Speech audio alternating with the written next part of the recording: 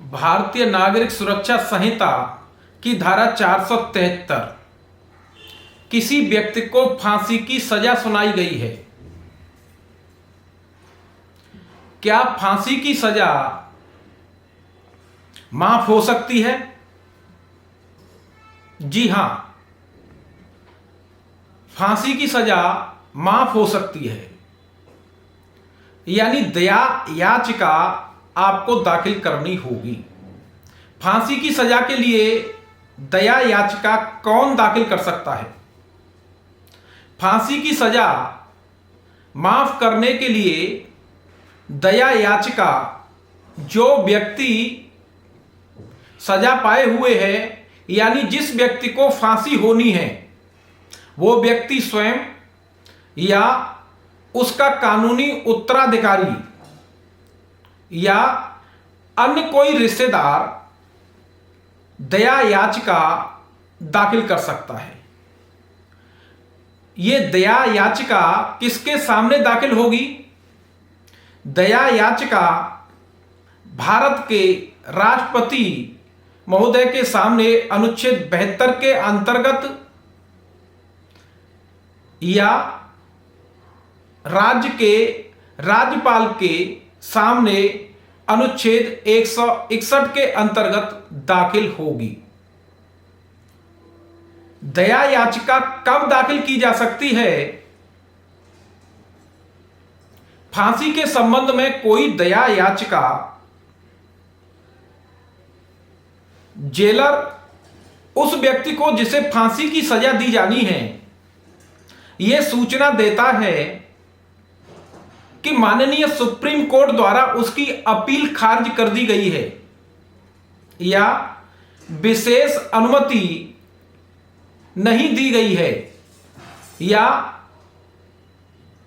उच्च न्यायालय द्वारा मौत की सजा की पुष्टि कर दी गई है, कंफर्म कर दिया गया है, या सर्वोच्च न्यायालय में अपील दाखिल करने, विशेष अनुमति याचिका दाखिल करने की अवधि समाप्त हो गई है। जेल में बंद व्यक्ति को जेलर ऐसी सूचना देता है, तब ऐसी सूचना पाने के दिनांक से 30 दिनों के भीतर दया याचिका दाखिल की जा सकती है। दया याचिका सरकार के गृह विभाग में दाखिल की जाएगी। प्रारंभिक तौर पर दया याचिका फांसी के संबंध में कहां दाखिल की जाएगी?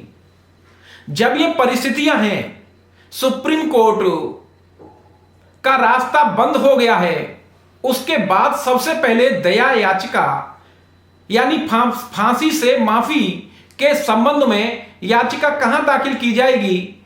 सबसे पहले यह दया याचिका राज्यपाल महोदय को दी जाएगी।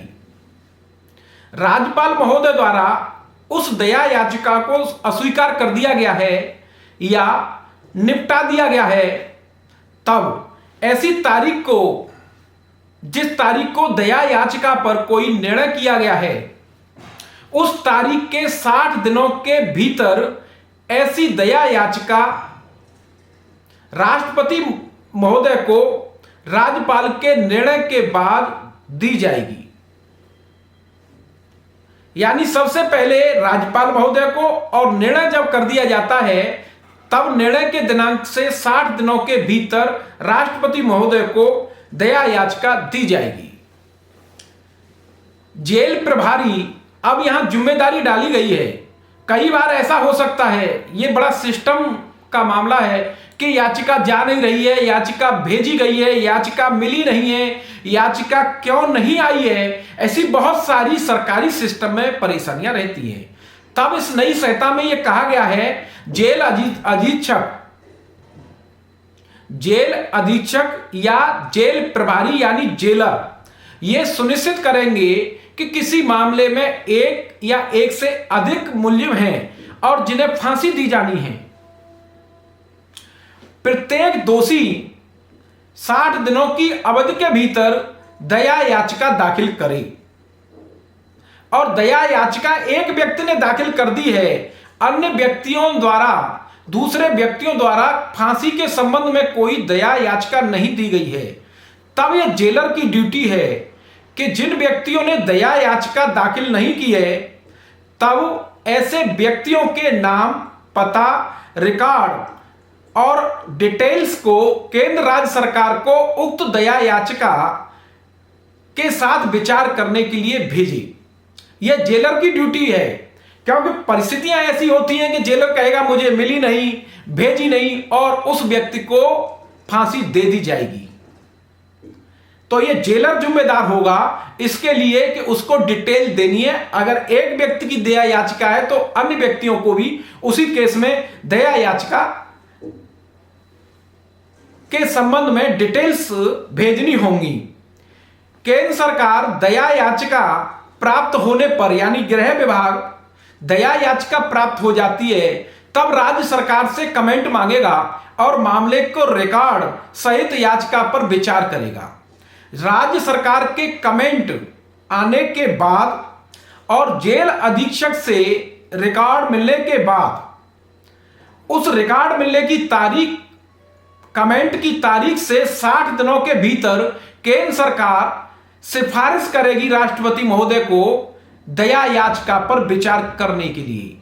जिस व्यक्ति को फांसी दी जानी है उसकी दया याचिका राष्ट्रपति महोदय के सामने होगी और जिस पर विचार किया जाएगा।